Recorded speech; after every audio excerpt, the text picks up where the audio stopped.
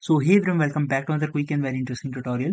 Where in this quick tutorial, I'm going to show you how you can apply one effect to 10 or more clips in just one click on Premiere Pro. Now, in order to do it, just simply go to the project browsing window right there. For example, it's right there. My project here, right click over the empty space and click on this option of new item and click on adjustment layer.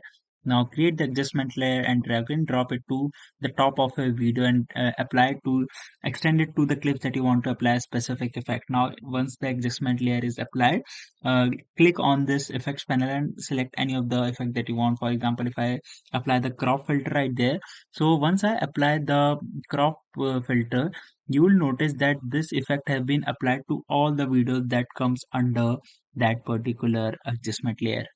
Alright, so that's it for this tutorial. I hope this video will be helpful for you. Make sure to hit the like button and subscribe button for more such helpful and interesting tutorials.